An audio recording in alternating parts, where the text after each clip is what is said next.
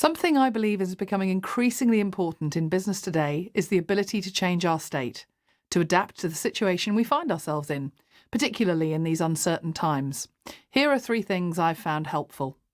Number 1, we know what we know. It is often easy to lose sight of the reality that our life decisions have equipped us with a whole raft of experiences which lead to learning, which in turn will have shaped the way we view the world. I often find myself talking with clients about our filters.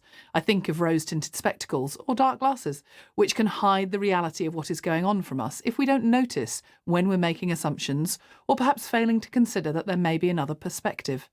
I love that we now use the word curious more, although I also recognise that perhaps that is just me. I hope I will always retain that childlike quality of being open and curious to understand what is really going on in any situation that I come across. And one thing I do know is that you'll now notice the word curious more and more in the next few hours and days.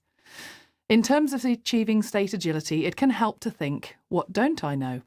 Which brings me neatly on to the second thing. We don't know what we don't know. A surety. And for me, one of the most important learnings I've achieved along the way. Until we know we need to know something, we don't know that we don't know it already. And so often, this is where in our increasingly connected world, it can be so helpful to be able to look things up. How often, for example, have you found yourself stumbling across something on the internet with the thought that, I never knew that? Again, perhaps it is just me who also has the thought of, if only I'd known that sooner. In our coaching delivery, we often see clients who experience a kind of revelation when something is either much less complicated than they first thought, or when they were introduced to something that will be very helpful, they realise that they didn't realise they would need to know it until our conversation took place. And the third thing in relation to state agility is we can change. And thankfully, if there's one thing I've learned in the last 30 or more years in business, it is simply that all things change, including me. Our thoughts influence our feelings, which in turn influence our external behaviours.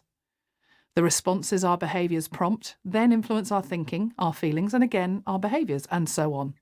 If we find things aren't working for us, we can choose to continue banging our heads against that metaphorical brick wall, or we can change and work around it, work through it, or simply find a different way.